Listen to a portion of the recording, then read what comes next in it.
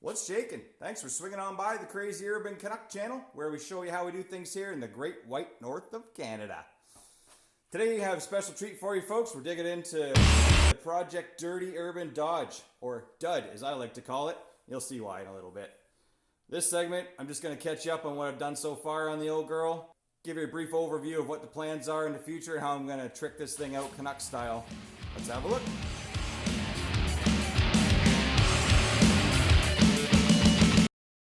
Alright, let's take a look at where Project DUD started. There's me, day one, grinning like a little schoolgirl, dragging my wagon full of dreams. You know, life was good. I was thinking, hey, I got this sweet project truck to work on. Finally, I've been wanting to do this for years.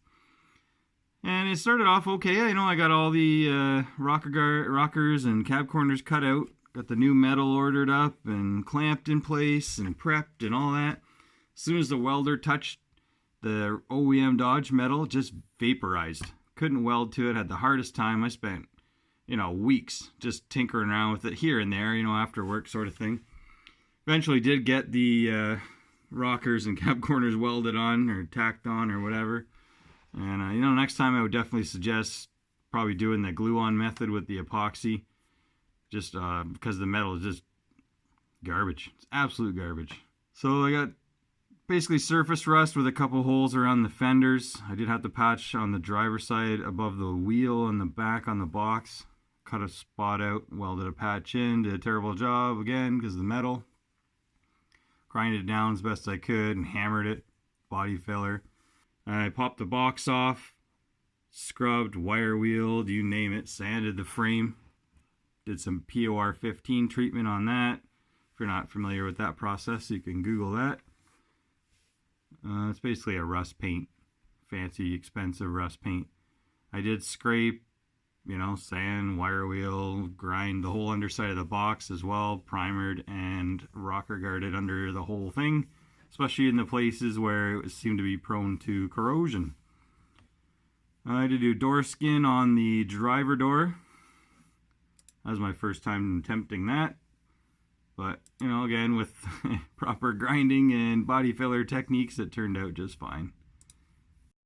The last thing I did was get underneath the truck and on my patches where I put on the inner rockers. I had to, prime those and put some rocker guard under there just to sort of seal it all up and protect it from the rocks.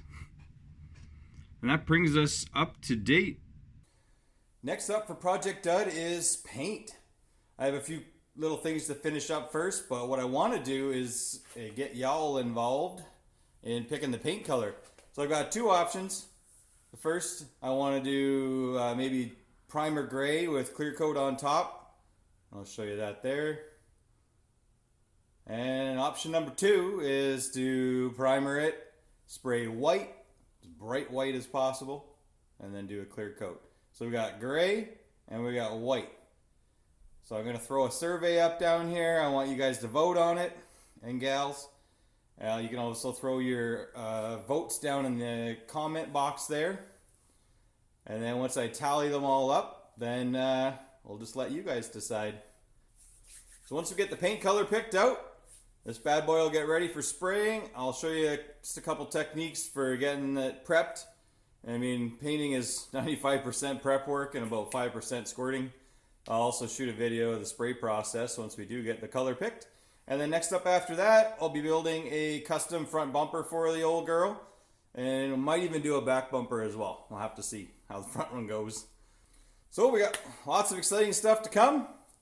So stay tuned and keep an eye out for the next exciting Dirty Urban Dodge or DUD project video. Thanks for watching.